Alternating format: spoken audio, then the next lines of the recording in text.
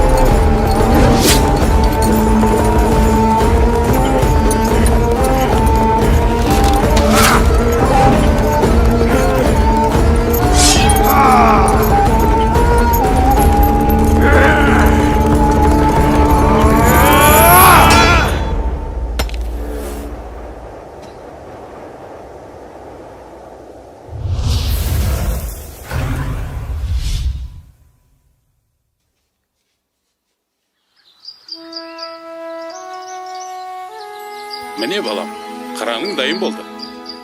Қандай әдемі. Әке, өзім ұшырайыншы. Жарайды, ала қой. Кез келген халыққа бәрінен бұрын асқақ рух керек. Ал қазақтың ұлттық рухы оның ерлігінде жатыр. Нұрсұлтан Назарбаев.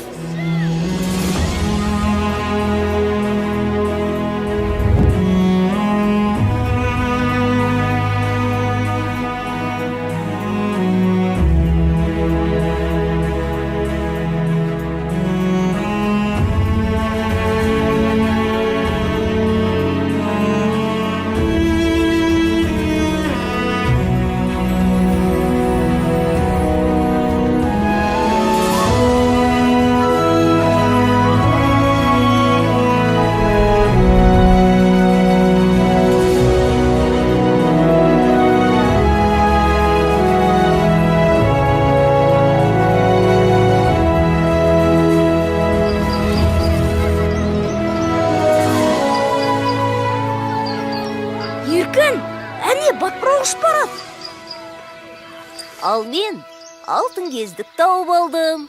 Қане, бері тұршы көрейін. Жоқ, бұл менікі. Қызғаншақ, Бермеймін.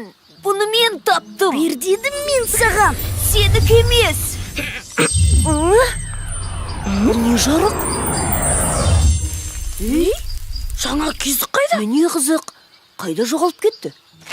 Төртеу түгел болса төбедегі келет, алтау ала болса ауыздағы кетет деген осы. Бекер таластыңдар. Ата, жаңа ғана мына ескерткіш нұр шашқандай болды. Байқамадыңыз ба? Сонда бұл кісілер кімдер? Балалар, бұл қазақ мемлекетінің негізін қалаған, ұлтымыздың әділетті де батыр хандары, Керей мен Жәнібек. Ата, олар жөнінде айтып беріңізші. Жарайды айтайын. Сонау 15 ғасырдың басында Алтын Орда адырап, бір бөлігін Жошының ұрпақтары билеп тұрды. Благодарствуем вам, Барак-хан. Мы передадим ваше послание нашему князю. Сіздің жолдауыңызды жеткіземін дейді, хан ием.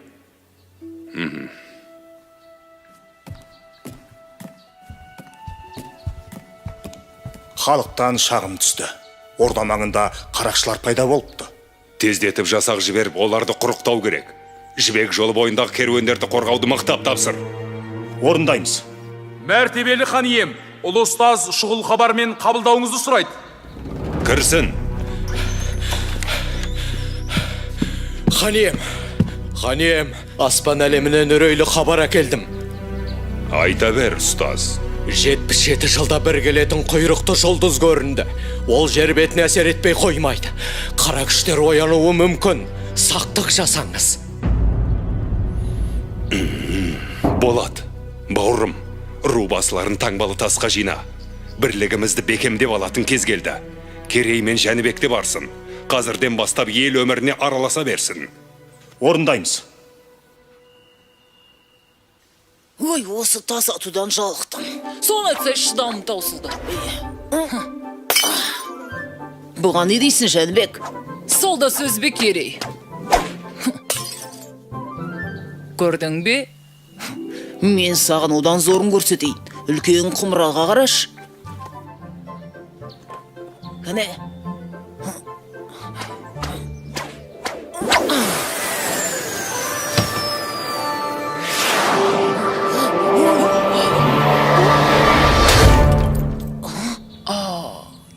Байқамай қалдым, кешіріңіз.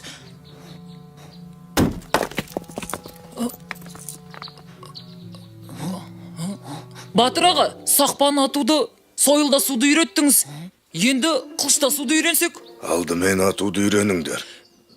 Біз садақ тартып нысанаға тигізуді білеміз. Қалай? Ол қозғалмайтын нәрсе. Сендер қашқанға тигізіп, атқаннан бұлтаруды үйреніңдер. Сонда тышқан атамыз ба? Барақ хан таңбалы тастың басына жиналуды тапсырды.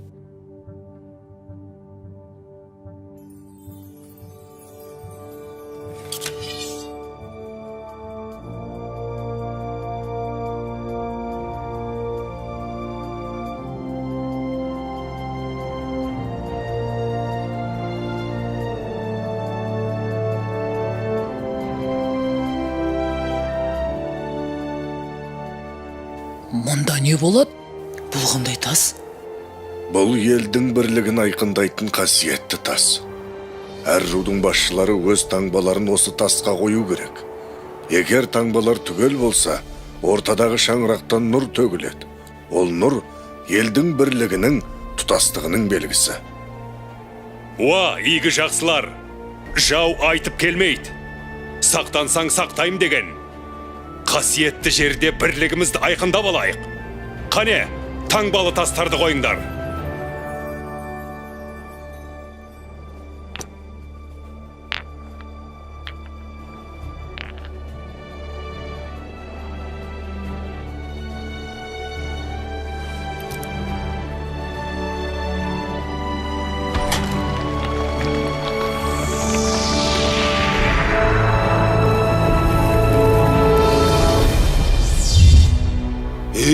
Неге нұр төгілмеді? Қарабектің таңбасы қойылмады. Өзде көрінбейді. Қайда жүр өзі? Болат Сұлтан, сен не дейсің? Ол неге келмеген? Хан ием, Қарабектің келмегені ел бірлігін жақтамағаны ғой. Онсыз нес? Қарабектен ондайды күтпеген едік. Іштен шыққан жау жаман. Әйтеуір арамызға ірткі түспесін. Құйрықты жұлдыз көрінгенде қара күштер бас көтереді. Солардың ісі болмаса жарар еді. Ал біз ұрпаққа бірлікті мұра етіп қалдыруымыз керек. Онсыз болашағымыз қараңғы. Ендігі жерде бірлік үшін күресеміз. Батыр ата, енді не болады екен? Қарабек деген кім? Аттарың даяр ма? Иә, кеше ғана тайыма бас білдірдім. Енді менің тайымды үйрету керек. Барыңдар онда. Тез. Эй, Қарабек, Қарабек.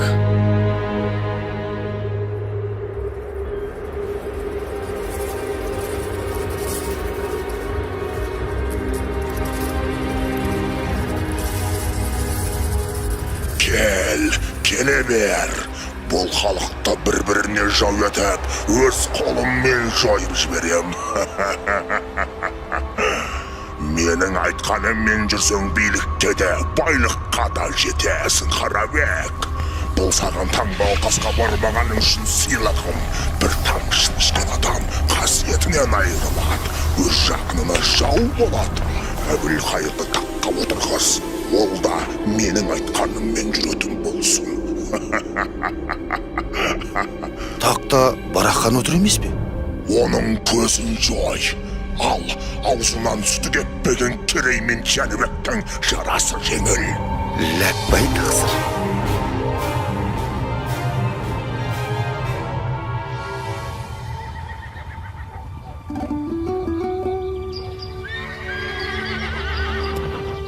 Ассаламағалейкум. Біз келдік, аға. Жақсы ат ер қанаты деген. Ал сұлтандарым, қайсың мінесің? Не бол, әлде қорқып тұрсың? Мен бе? Ешқандай да. Жалсам жер көтереді. Ал Ғанекей сұлтаным, тақымыңа мықты бол. Айтчу, жануар.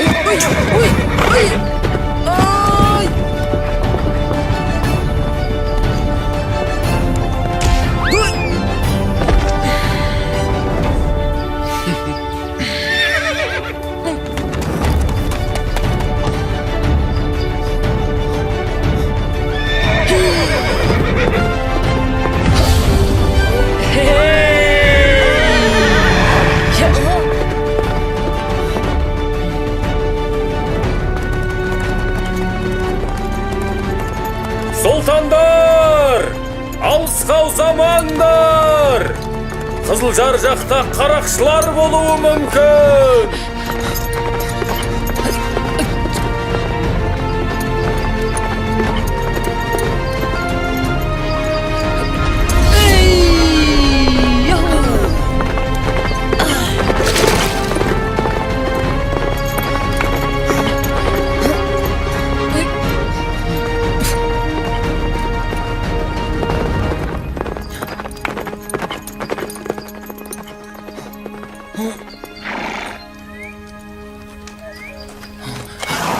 Жәнібек, сен ештеңе байқамадың ба? Жоқ аға. Тыныс ап кеттік ау деймін.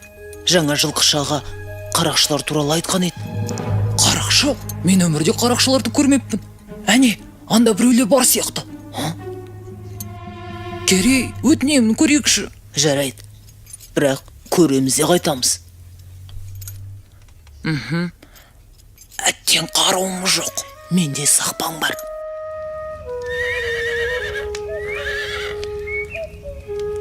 Ей, көңілдіреген жоқ ба? Біздің билегіміз келіп тұр. Көңілдісін өзің бастамасаң.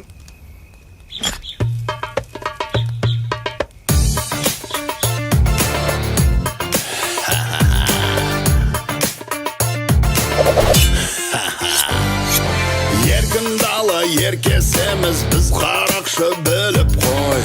Қайда жүрсек қарнымыз тоқ, күнде думан, күнде той. Басқаларша еңбек етіп, бел ауыртып жатпаймыз. Шарап ішіп шалқып тасып, біздің өмір қызық қой. Керуендер өтіп берсін жібек жолы бойында. Керуен басы береріңді өз еркіңмен дайында. Күміс теңге жібек мата бола берсін бәрібір. Аңыз етіп ел айтады, ертең біздер жайында. Қорқытамыз, тонаймыз, босалаймыз оңаймыз. Алтын күміс теңгелерді сыңғырлатып санаймыз. Сол ерді қанаймыз, асырмашы талаймыз. Оңай олжа келіп тұрса қорғаламыз қалай. Қарақшымыз қаталмыз, ел тонаймыз далада. Шын болады біз дегенде қарияда балада. Ұрлық түбі қорлық деген дана сөз бар халықта. Кім айтса да тауып айтқан түйіп алшы санаңа. Ей, мынау қайдан шықты? Сайтан емес пе өзі? Кімсің ей? Сендер қоршаудасыңдар. Тұтқындарды босатыңдар. Қоршауда дейді? Ешкім жоқ қой. Оны немен дәлелдейсің? Ей, бұл қалай болды? Тағы дәлел керек пе? Қай жерден атылды? Білмеймін, байқамадым. Абай болыңдар. Ай. Ай. Тұр, зәреміз алды ғой. Алдақ мұрын, енді не дейсің?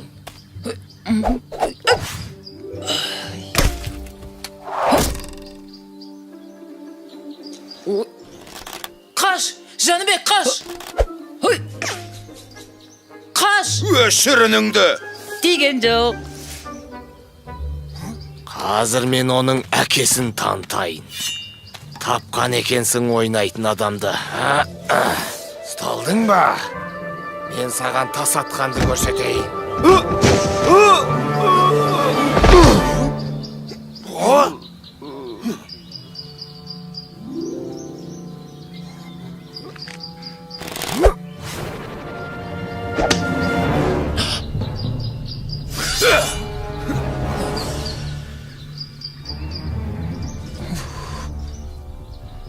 Кәне былай тұр.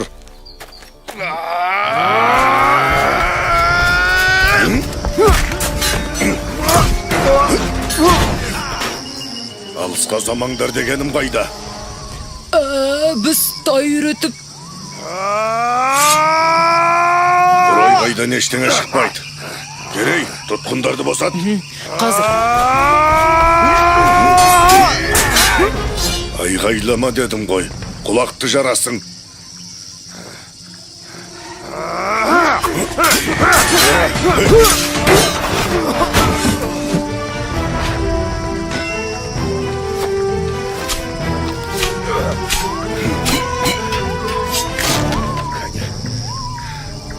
Ал сендер неге айғайламайсыңдар?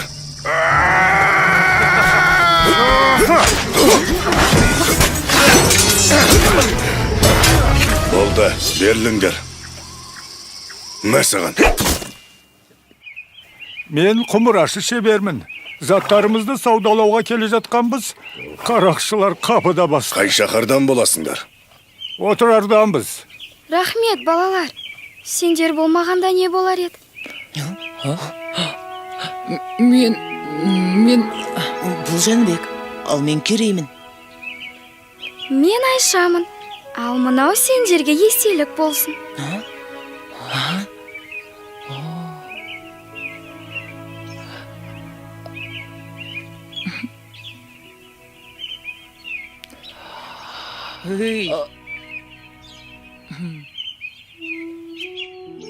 Сау болыңдар, Алла жар болсын. Сау бол. Жолдарың болсын. Сау болыңдар, балалар. Батыр ата, бізді қалай тауып келдіңіз? Ақсақалды қария айтпағанда білмес едім. Ол қандай қария? Мен оны көрдім. Бір Алла сақтады. Қарақшылар жазым етсе не болар еді? Түсіндік, Батыр ата. Жарайды, енді мұндай қайталанбасын. Батыр ата, бізге көрінген Қыдыр ата емес пе? Әбден мүмкін.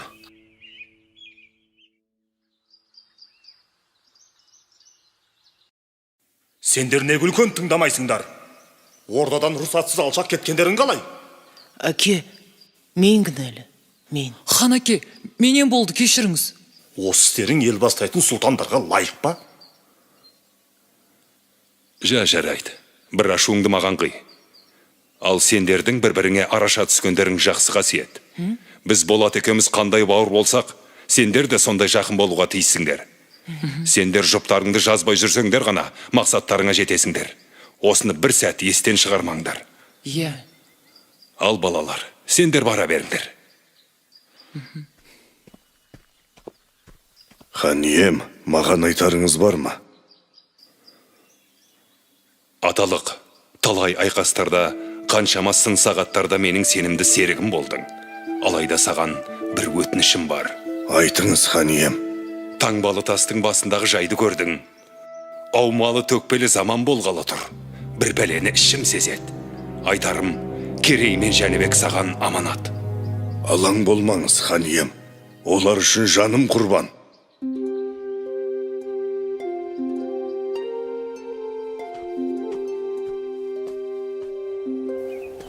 Бүгінгі жаттығуда не істейді екенбіз? Тағы да сақпан атпасақ болғаны. Батыр ата, өткендегі қашқанға тигізіп атқаннан бұлтару дегеніңізді түсінбедік. Қорамсаларыңды алыңдар.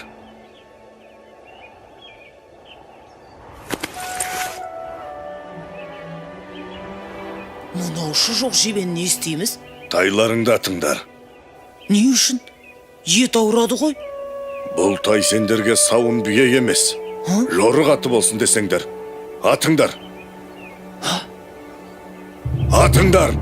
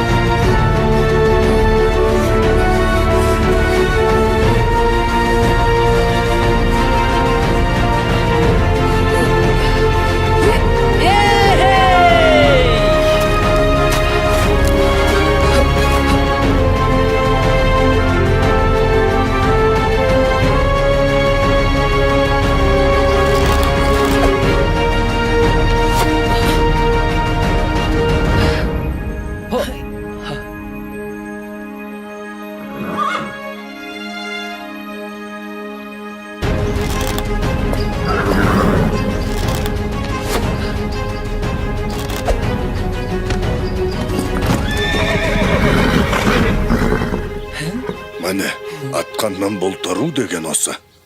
Жылқы көзі жылғадағыны көрет деп қазақ бекер айтпаған.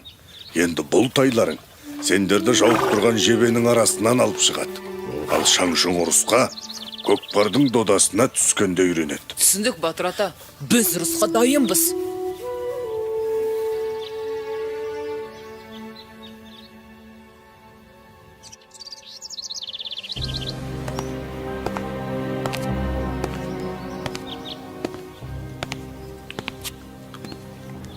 Мырза, мұнда жай жүрсіз бе? Мұндай уақытта адам жай жүруші ме едім?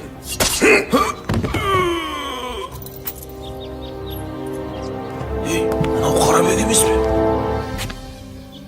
Мен сендерге бостандық сыйлайым, бірақ оның өтеуі бар. Не істеу керек? Әйтсе де сендер үшін түк емес. Қысқасы, таңертең барақ хан Моғолстан ханы Есенбұғаға қонаққа барады.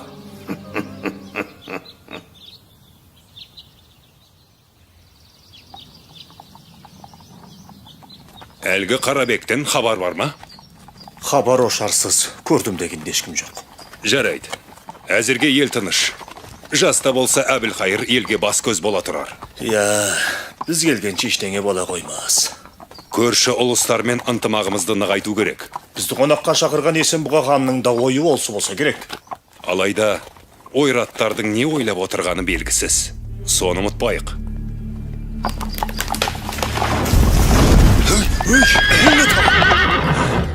Хан ием, абайлаңыз!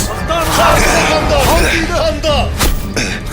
Қалқандарыңмен шатыр құрыңдар! Тезіре! Ауырым!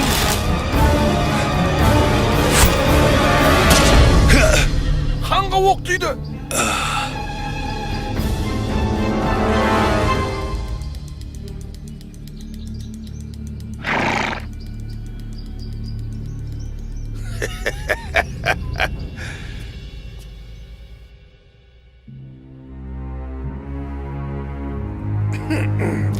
Әбілқайыр сұлтанның дастарханынан дәм тату біз үшін үлкен мәртебе. Қарабек, дәстүрді бұза алмайым. Қонақ болсаң отыр. Қаралы хабарды естіп, қабырғам қайысып отырған аздай. Сен не бетіңмен келіп отырсың? Таңбалы тастағы таңбаңның жоғын қалай түсіндіресің? Түсіндірейін, сұлтан. Барақ хан өлді. Болат сұлтан ауыр жаралы. Ендігі тақ сіздікі. Ей, Қарабек, сен сатқындығыңмен қоймай мені азғырайын дедің бе? Сұлтаным, ас иесі мен дәмді. Менікі жай ақыл ғана. Әттен қонағымсың.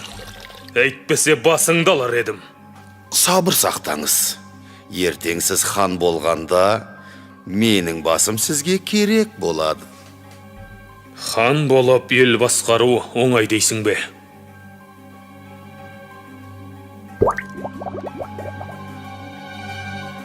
Сұлтаным, тақ мынау балғымыздан да тәтті болады. Дәмін алсаңыз құмарына түсесіз, әлемді басып жан шисіз, дегеніңізге жетесіз. Алыңыз. Сен дұрыс айтасың. Келесі хан мен боламын. Әбілқайыр хан жасасын.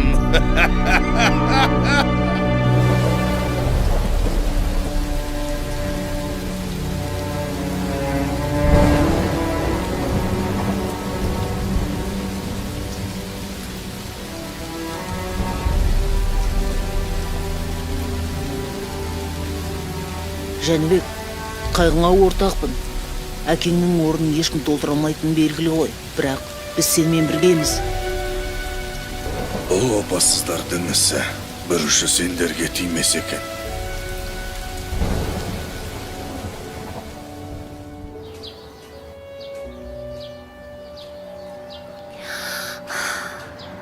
Ата, ал содан соң не болды?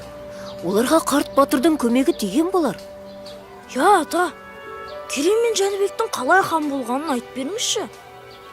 Онда әр қарай тыңдаңдар балалар. Әбілқайыр салған салық мөлшері халыққа ауыр тиіп, ханға деген ел наразылығы күннен күнге күшейе түсті. Елдің қасіретін көріп, Керей мен Жәнібек те ер жетті.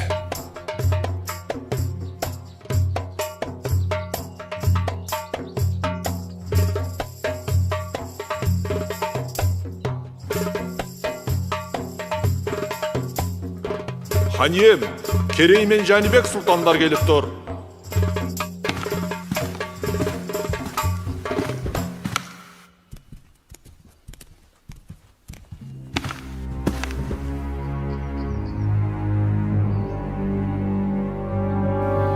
Иә, сөйле, Керей. Ел еңсесі езіліп, ынтымағы дырап жатқанда, думандатып жатқандарыңызға жол болсын. Немеле, қарағалық қайғырды екен деп, хан қара жамылу керек беді? Ұсақ түйекпен ханның мазасын алмай, келген шаруаларыңды айтыңдар.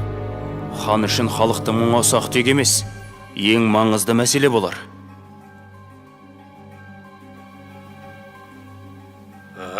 Хан аға, көзіңізді ашыңыз. Таңбасын бөлек салған мына Қарабекке төрден орын беріп, тайраңдатып қойғаныңыз. Тоқтат! Мен сендерге аға емес ханмын. Ендігі жолы алдымда тізерлеп отыратын болыңдар. Маған ақыл айтуға келген болсаңдар, боссыңдар!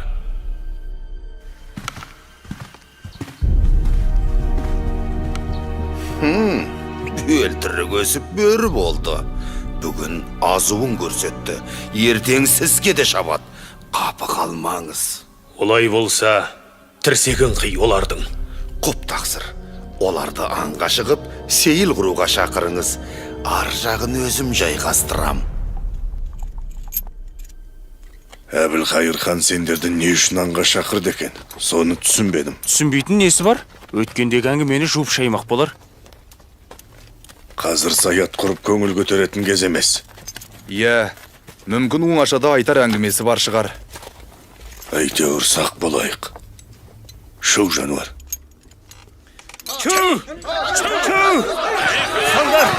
Стандар! Ай, қамысына кірет қазір! Стандар, атыңдар! Атыңдар! Қамысына кірет қазір!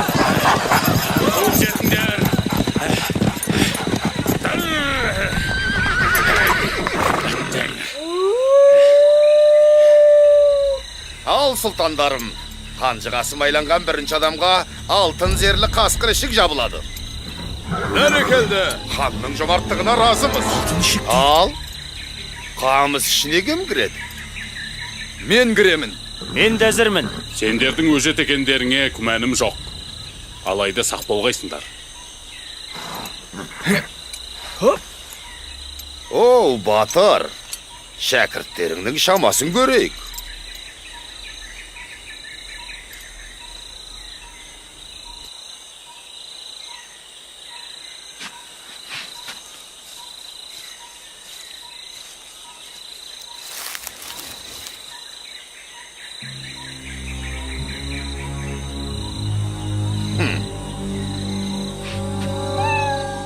Ал, бара ғой.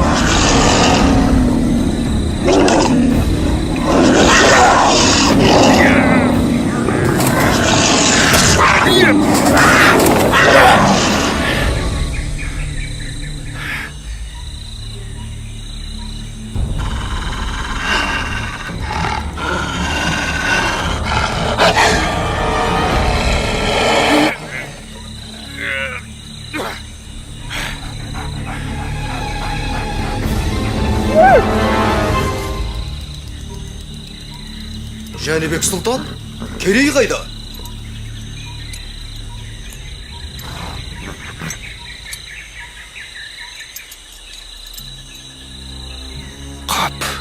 Болмады. Жәнібек сұлтан жасасын. Жаса, Керей сұлтан. Сұлтандар ерледі. Олардың батыр болып өскенін көрдің ғой. Қалайда көздерін құрту керек. Иә, олардың батырлығы сорымыз, көздегені тағыңыз. Ендеше, тездетіп амалын тап.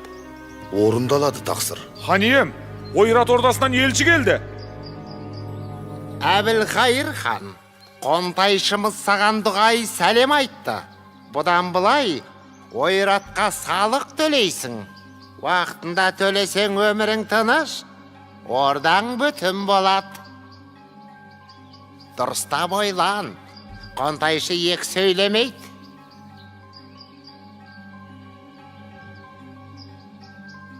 Жетпегені осы еді. Енді не дейсің? Салықты халық төлейді. Сіздің неңіз кетеді? Елді езіп ұстасаңыз ғана бас еді.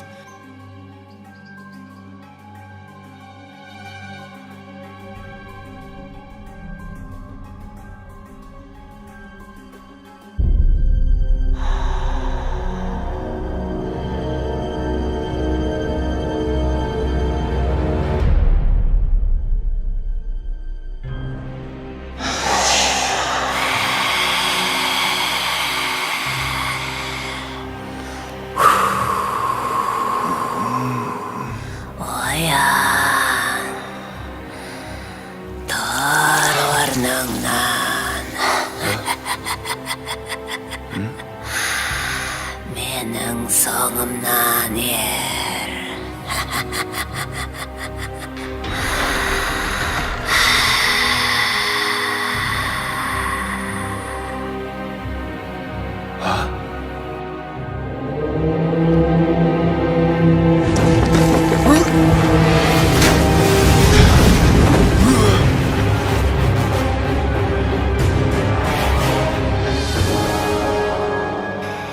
Керей сұлтан, аналдырған алтындақ сені күтіп тұр. Әйтпесе, Жәнібектің де көздегені сол тақ. Керейдің де көздегені сол тақ. Әкеңнен қалған таққа ие болғысы келеді. Ал ол тақтың мұрагері тек қана сенсің. Тақ бар жерде бақ бар, дүние байлық, билік пен мансап бәрі сонда. Бірақ тақ біреу, ал сендер екеусіңдер. Кім бірінші жетсе тақ соныкі, тезірек, тезірек.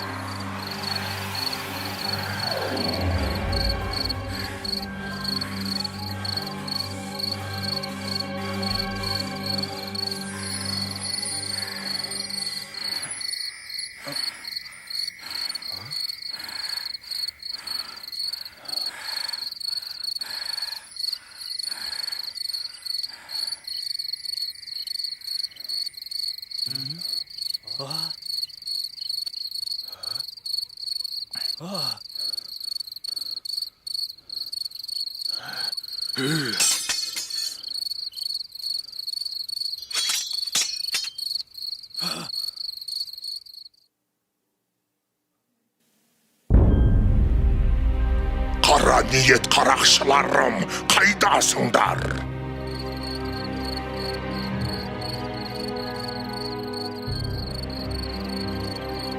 Бұлар баяғы қарақшылар емес пе?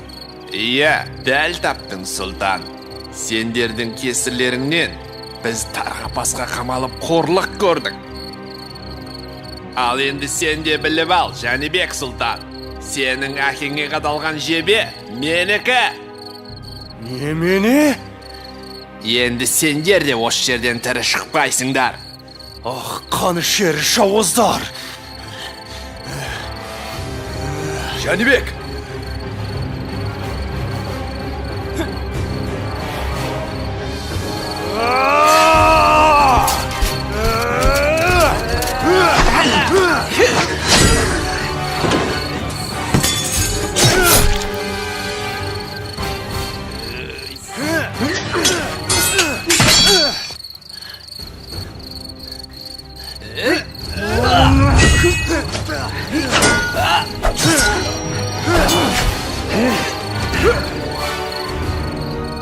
Жәнібек, өлтіре көрме, өтінем! Шымын жанымды қия көр!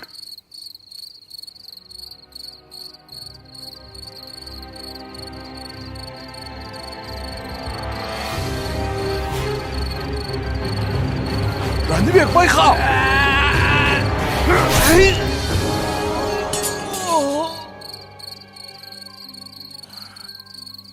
Бұлар баяғы қарақшылар емес пе? Иә, солар. Менің әкемді де осылар өлтіріпті. Бұл сендерге жасалған екінші қастандық. Ал бұларды кім жіберген? Қарабектің ісі емес пе? Әбден мүмкін. Таңнан қалмай жолға шығамыз. Біраз уақытқа дейін бой тасалау керек. Қайда барамыз? Ұлы ғұламалар шаһары Отырарға. Отырарға? Айшаның ауылына ма? Саған айтты ғой, ғұламалар еліне деп.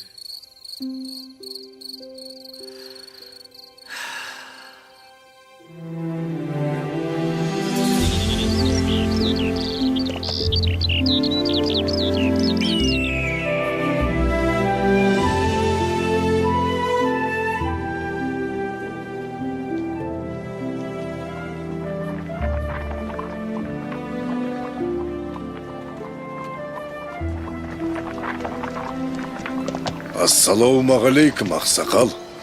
Уағалейкум ассалам. Көш көрікті болсын. Ей, балам, несін айтайын. Бұл елден береке кеткелі қашан. Ханымыз адам танымастай өзгерді. Ауыр салықты көтер алмай көшіп барамыз. Әттең қолымыз қысқа.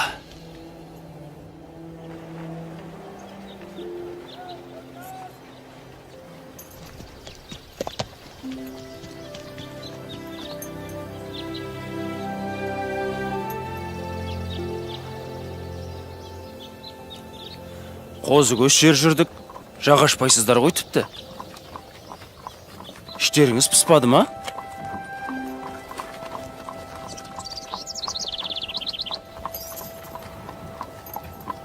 Батыр ата, отырар әлі алыс па? Олай болса мен сіздерге ән айтып берейін. Жол қысқарсын.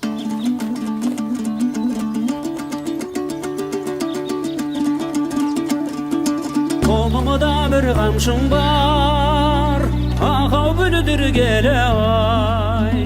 Айтайын мен бір сөзді күлдір келі ай.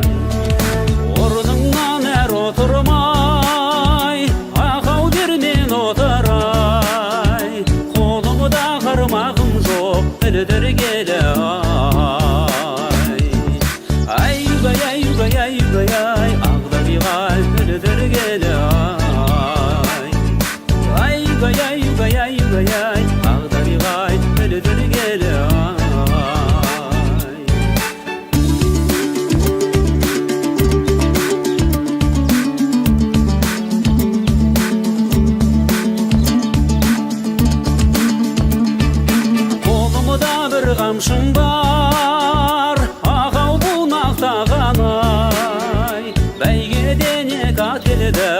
жайнақтаған ай. Жүрмесін есен аман, ағау деу қарағым ай. Көзіңнен айналайын жайнақтаған ай. Ай-югай, ай-югай, ай-югай, ай, ағдариғай ойнақтаған ай. Ай-югай, ай-югай, ай-югай, ай, ағдариғай ойнақтаған ай.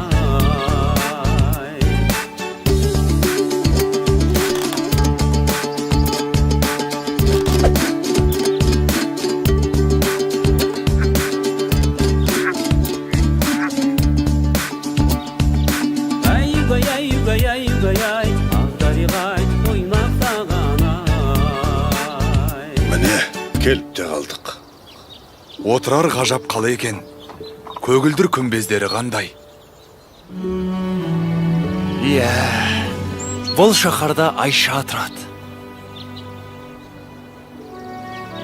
Мен жай ашейін. Расында да әдемі қала екен. Ай-югай, ай-югай, ай-югай. Ішке кірейік.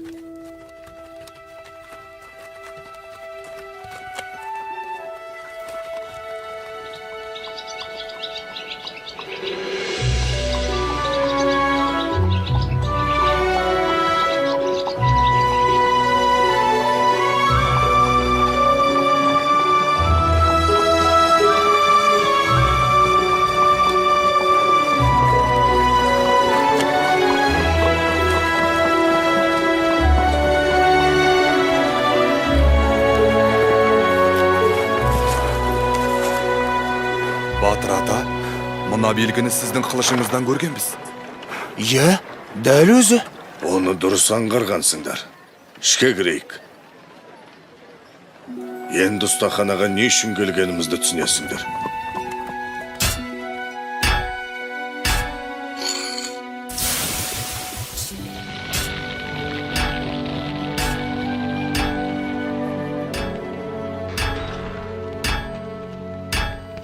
Амансың ба, қандыбалақ досым? Армысың батырам, ат көлік аман келіп жеттіңдер ме? Аллаға шүкір сапарымыз сәтті болды. Ал өзің қалайсың? Қартайып қар ұстауға жарамай қалған жоқсың ба? Жоға, о не дегенің? Жауға қарсы бірге шабайық десең, мен дайынмын. Бәрекелді достым. Менің өтінішімді орындап қойған боларсың. Иә, сенің тапсырысыңды дайырлап қойдым. Әкеліңдер.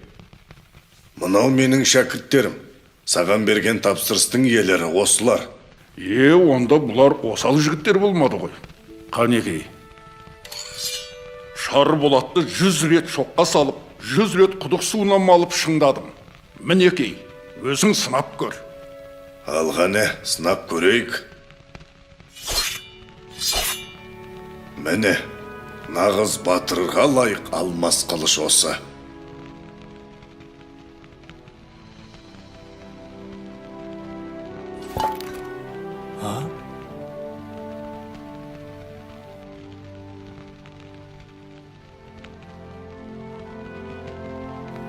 Сіздерге рахмет.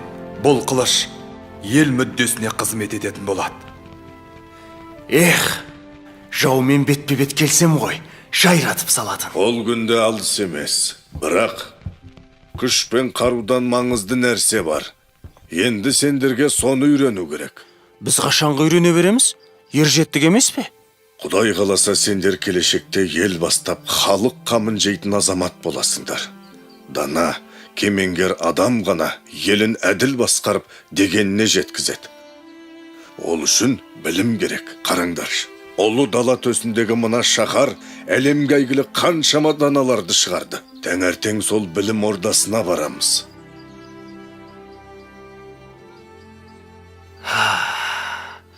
Қандай ғажап қала.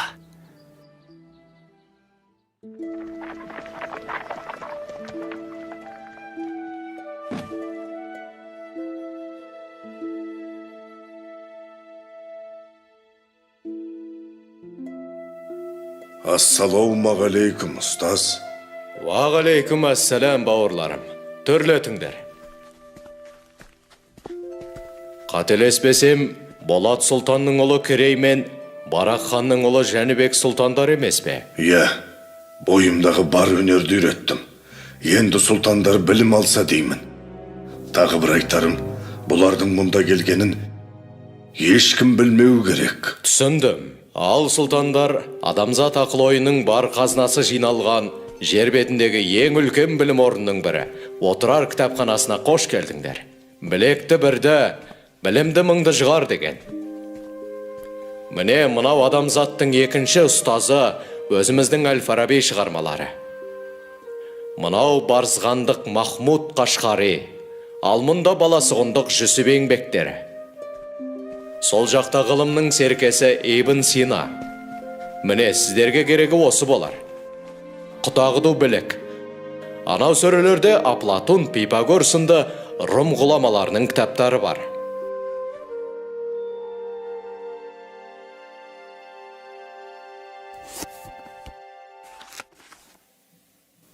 Иә, бұл шығыстың шайыры Омар Хайям. Бірақ бұл кітапты оқу саған әлі ертелеу болады. Мұнау не өзі? Дәл қазір сен әлемдегі тепе-теңдікті бұздың. Аспан әлемі туралы Ұлықбектің еңбектерін оқсаңдар, бәрінде түсінесіңдер. Ал жерге жақындап келе жатқан құйрықты жұлдыздың бетін қайтару туралы бұл кітаптарда ештеңе жазылмаған ба?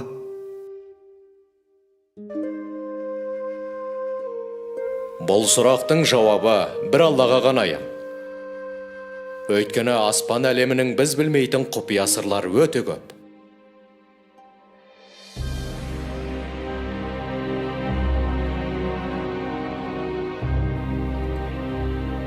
Айтқаныңды орындадым, әміршім. Елдің бірлігін жойып, берекесін кетірдім. Орданың шаңырағы шайқалып тұр. Сен Керей мен Жәнібектен көз жазып қалдың. Оларды қайткенде де табу керек. Сол екеуін қолдайтын бір күш бар екен анық. Түсіндім. Жер астына кіріп кетсе де табамын.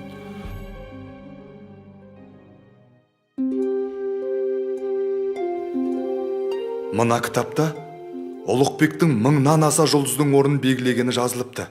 Және ол Әбу Насыр Әл-Фараби бабамыздың еңбегіне көп сүйенген екен. Ол кісілерде көп ғылымды игеру қайда? Неге олай дейсің? Біз де жақсы білім алуға ұмтылуымыз қажет. Бүгінге жетер енді Керей. Біраз бой жазып, қала аралап келсек қайтеді? Сен бара бер. Мен әлі біраз отырып, мына кітапты аяқтап тастайын. Жарайды, өзің біл. Мен барып қаламен танысып қайтайын.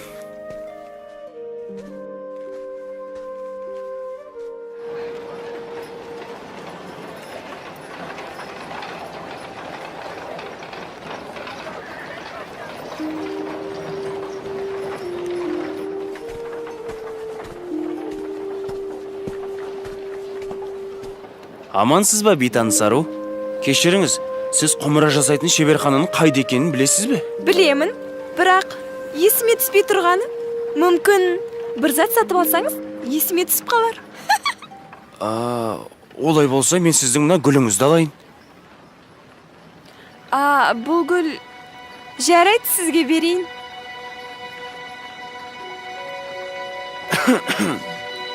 Есіме түсті. Мына көшеге бұрылып тіке жүрсеңіз, алдыңыздан биік мұнаралы үй шығады. Сол тұстан шеберхана көрініп тұр. Рахмет сізге. Келіп тұрыңыз, мырза. Хоп!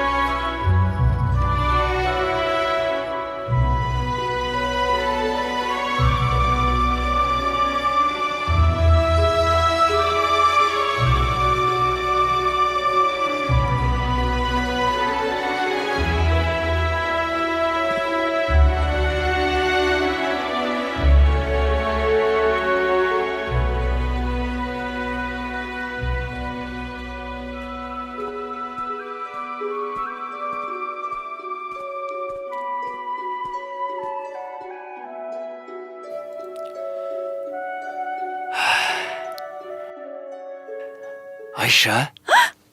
Бұл кім өзі? Жігітім, жайма? Мен жай Айша керек еді.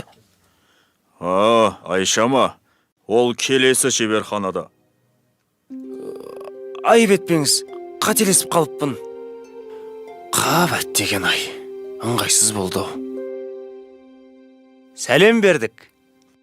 Қазір, күте тұрыңыз. Мен жаңа ою үлгісін жасап жатырмын. Былай, енді былай. Міне, дайын болды. Айша, мен... Әкеліңіз.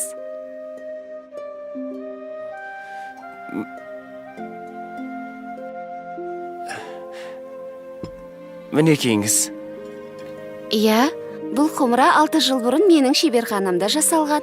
Мұна жердегі бояуы кетіпті ғой. Бірдеңе тиген болар. Әйтпесе біздің бояуларымыз ғасырлар бойы өшпейді. Айша! Жарайды. Мен қазір жөндеп бере қояйын. Міне былай, содан соң былай. Құмыраңыз дайын болды. Ала қойыңыз. Жаныбек, сен мұнда қайдан жүрсің? Айша, мен сені іздеп келдім. Керей де осында. Мені? Қызық екен. Ал сенің өрнегің әдемі екен. Мен де жасап көрейінші. Қолыңнан келсе көр. Несі бар? Мен жақында ғана кітаптан оқыдым. Біздің жерімізге келген бір саяхатшы өнерімізге қатты қызыққан екен. Аты Мақрұм Полат екен. Марко Поло шығар. Солай болар. Міне Айша, дайын. О, шабытпен сауынғаны көрініп тұр. Рас айтасың ба? Жоқ, ойнап айтам.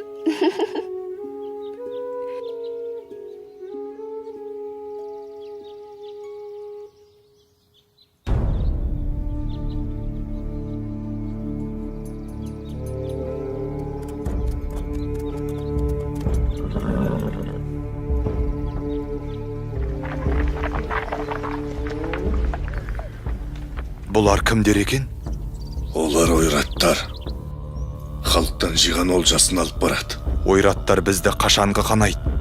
Оларды орнына қоятын кез келген сияқты. Жүрек қалауларың білсін. Өз әрекеттеріңе жауап беретін кездерің келді.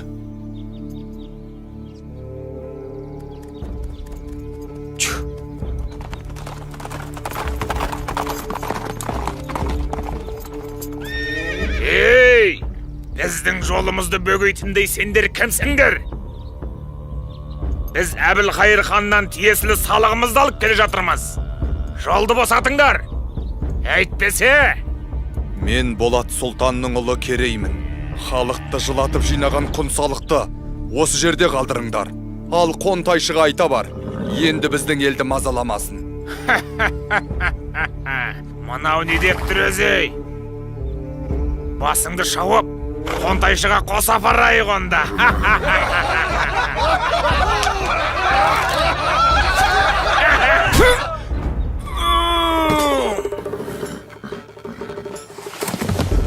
Өй, не болды? Өлтірді! Кетті Керей. Шу!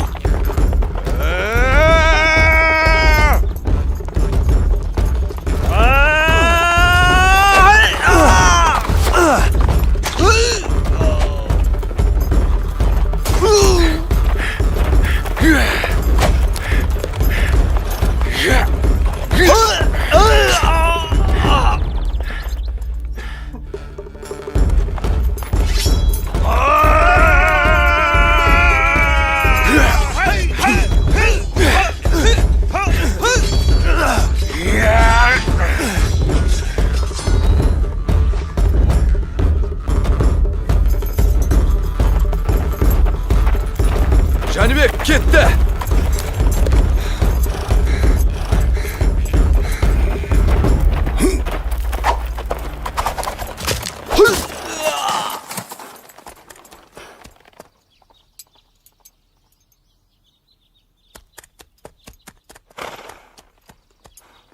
Кім екенімізді көрсеттік ау шамасы. Батыр ата, қандай баға бересіз? Қиын сәттер әлі алда.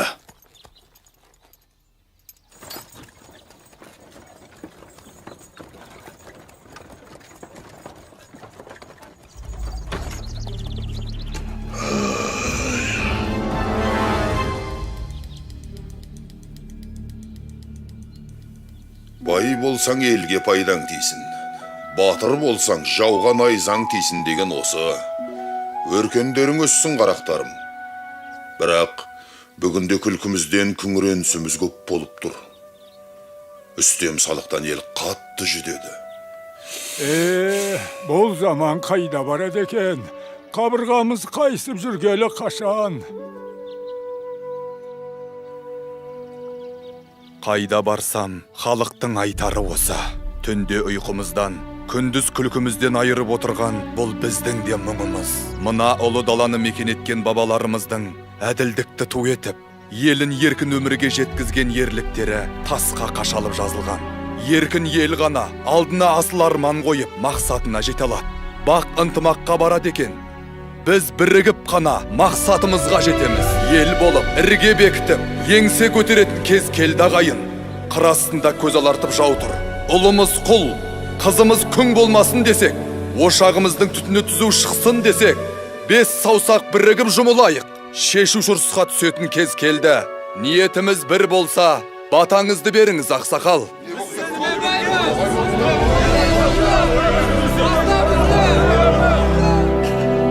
Арманың қол жетер жерде болсын, халқыңның қалауы сенде болсын. Алла жар болсын, аумин.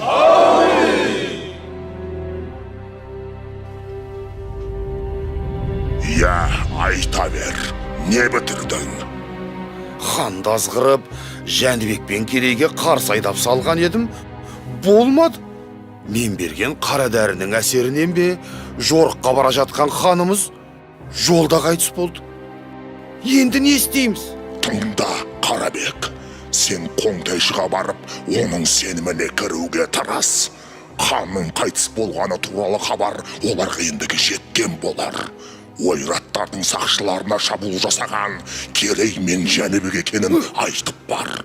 Оны білсе Қоңтайшы олардан кек алмай қоймас. Ал екі сұлтанмен соғысып, әбден әлсіреген сәтте Қоңтайшының көзін жою қиын емес. Оқтың ба? Оқтым, әміршім. Сонда так менікі болады.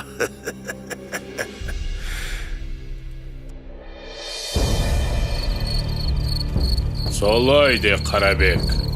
Ол екеуінің сонда не көздегені бар екен? Ұлы Қоңтайшым, хан тағынан дәмелі Керей мен Жәнібек сұлтандар өз алдына ел болып, әскер жинап сізге қарсы тұрмақшы. Егерде сіз олардан бұрын әрекет жасасаңыз, бүкіл дешті қыпшақ жеріне өзіңіз ие боласыз. Жаман емес. Маған мыңбасы қара жалды шақыртындар.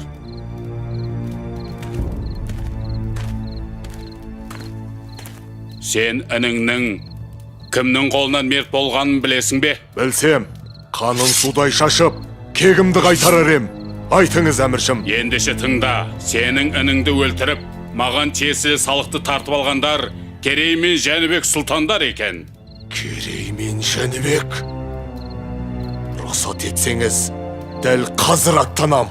Екеуінің де басын шауып алдыңызға алып келмесем, қара жал атым құрысын. Әскерлер жорыққа дайындалсын. 3 күннен соң аттанамыз. Әміріңізге қолдық. Ал сен, Қарабек, бізді бастап барасың. Бұл қызметіңнің өтеуіне не сұрайсың? Айта бер. Ұлы Қоңтайшым, мендей пақырыңызға жібек жолы бойындағы Тарас шаһарын берсеңіз жетер еді. Дегенің болсын, бара бер. Өз елін сатқаннан қайыр жоқ. Ертең бізді де сатып кетеді. Жорықтан соң көзін жой.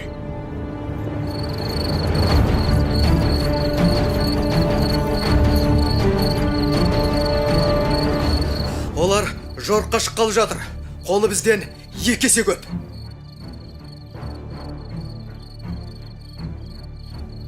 Несі бар? Әр қайсымыз 3 ойратқа татсақ, олар көп емес екен. Міне, күші басым жауды, ақылмен жеңетін кез келді. Мұндайда айла керек. Ендеше ақылымызды ортаға салайық.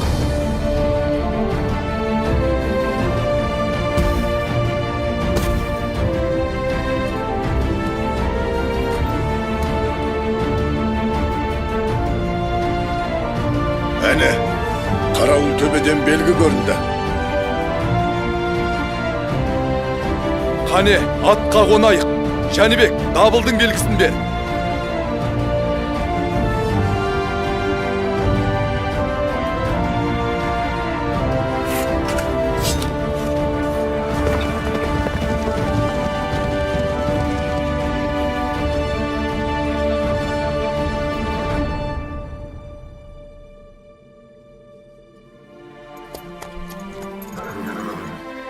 Сарбаздар, кім екенімізді танытар сәт туды.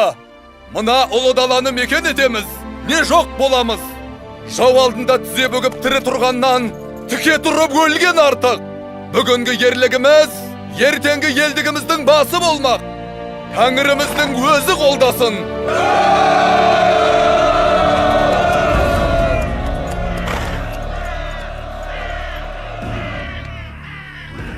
Олардың қолы қанша? Бізден 2 есе аз, әміршім. Қаражал!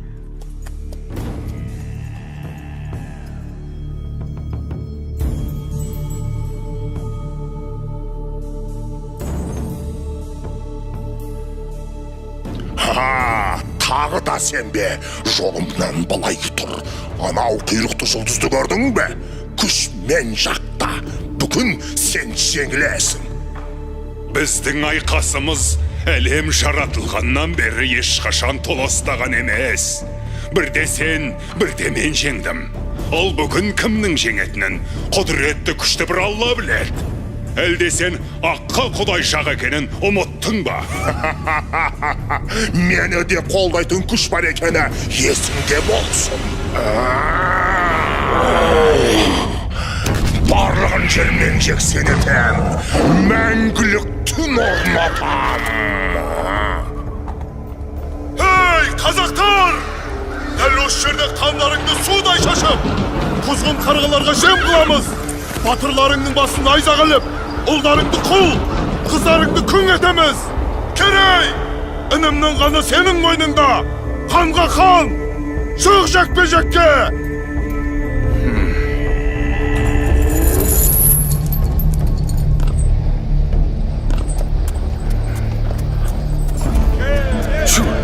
Керей, Алла жар болсын.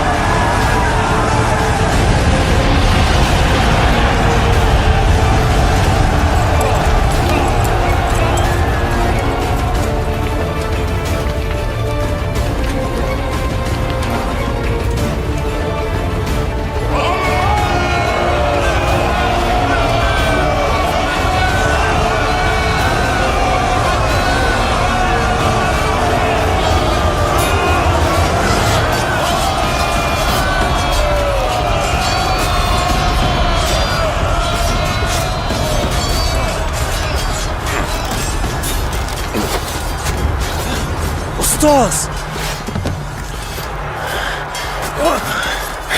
Жәнібек, Қарабектен төсбелгін алып, таңбалы тасқа жеткіз. Бар. Қазір сені ме?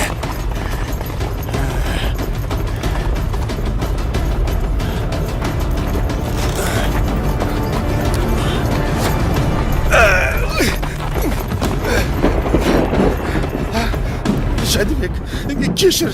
Мен сенің әкеңдің сенімді серік едім ғой. Мені қара басты, мені сайтан азғырды. Тірі қалдырсаң, өмір бақи құлыңма өтем. Жәнібек, өтінем! Онда бар сол сайтаныңа.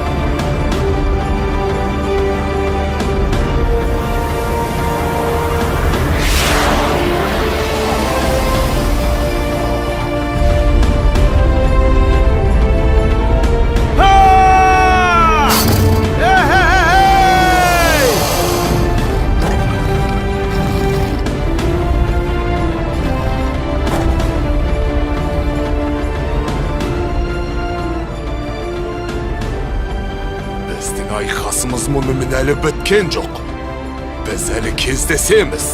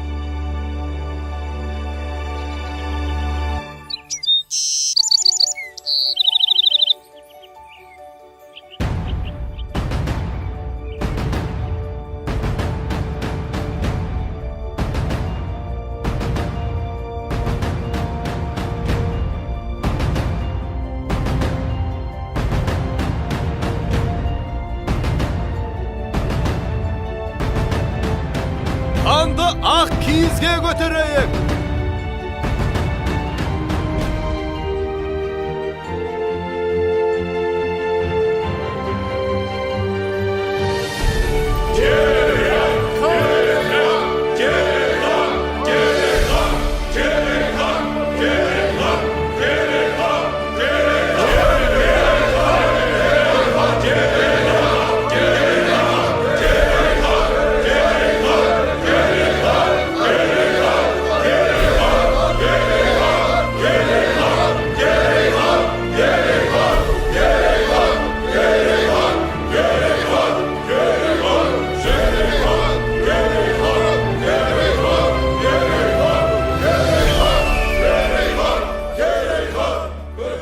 Халқым, біз бүгіннен бастап қазақ деген ел боламыз. Мына ұлы даламызды жанымыздан артық қастерлеп, қанымызбен қорғаймыз. Іргесі берік, туы биік бұл ел келер ұрпаққа аманат болсын. Ұлы дала елі мәңгілік болғай деп тілейік.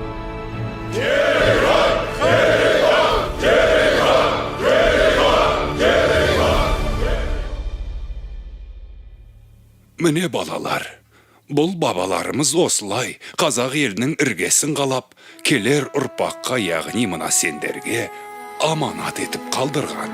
Қандай ғажап оқиға. Өткен тарихымыз ерлікке толы екен ғой ата. Дұрыс айтасыңдар балаларым. сендер өз тарихымызбен мақтануға тиіссіңдер. Еркін, Болат, үйге қайтыңдар, кеш болып қалды. Рахмет сізге, ата. Біз де өскенде елімізді қорғайтын батыр боламыз. Сау болыңыз, ата. Мақсаттарыңа жетіңдер, айналайындар.